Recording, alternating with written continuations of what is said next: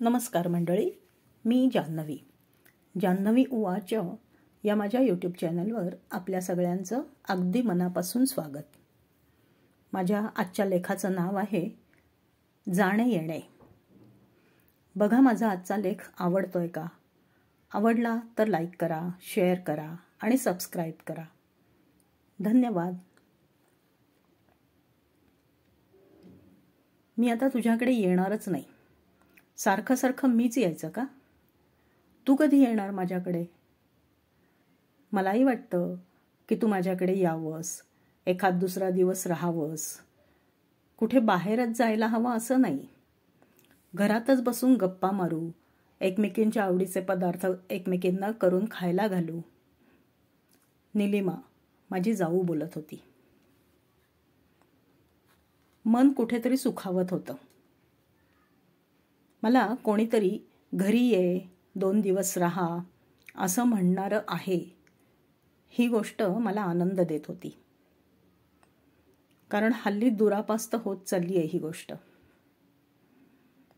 पूर्वी काका, मामा, आत्या, मावशा सगळे अचानकपणे येत असत. फोन नव्हते, त्यामुळे येण्याची कल्पना देणं बिणं ही भानगडच नव्हती. अशा अचानक भेटीचा जो आनंद होता, त्या आनंदाला आपण सर्वजण आता मुकलो आहोत. अचानक आलेले पाहुणे 4-8 दिवस राहत असत. अशी सगळी आपली माणसं आपल्याला भेटायला आली आहेत या आनंदात पहिला दिवस जात असे.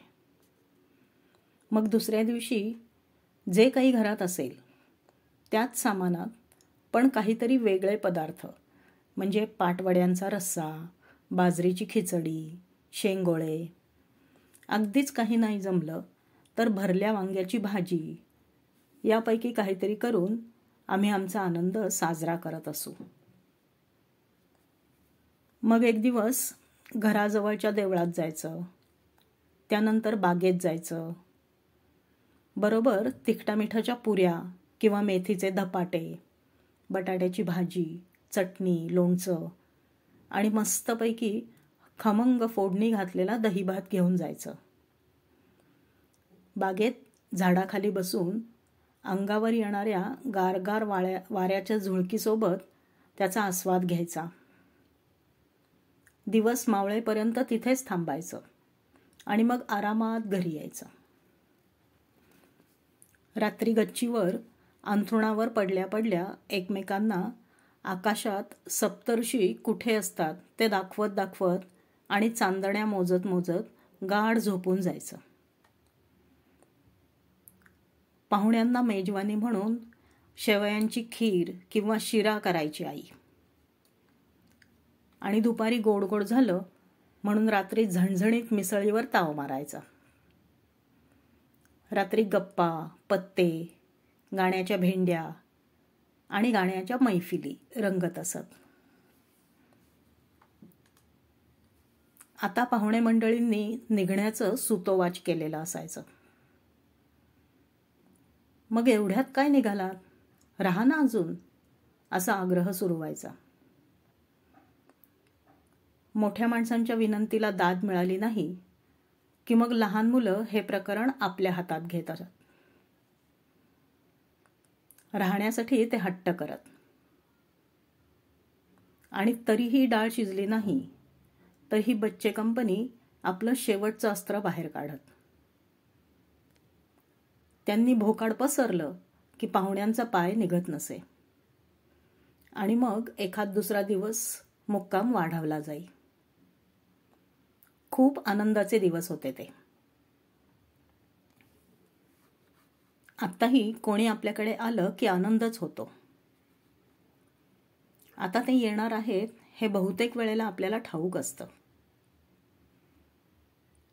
पण आता येणारे पाहुणे एखादा दिवस, अगदीच क्वचित 2 दिवस राहतात.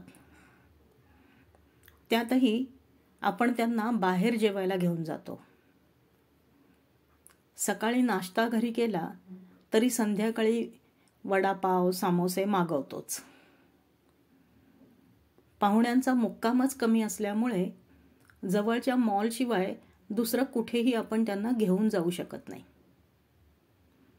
शेवयांची खीर, शिरा यांच्याऐवजी आपण गुलाबजाम, चिरोटे, बासुंदी असे पदार्थ आधीच तयार करून ठेवतो. रात्री जेवण झाल्यावर बाहेर जाऊन मस्तपैकी आईस्क्रीम, रबडी जिलेबी खाऊन येतो. मग अखंड गप्पा.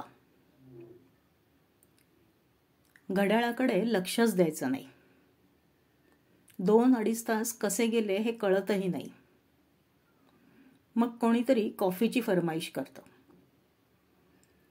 आणि मग कॉफी पिऊन ताजेतवाने होऊन परत गप्पा सुरू. पूर्वी जसा आनंद होत असे तसाच आनंद आजही होतो. फक्त एकमेकांकडे जाणे येणे चालू राहिले पाहिजे. धन्यवाद.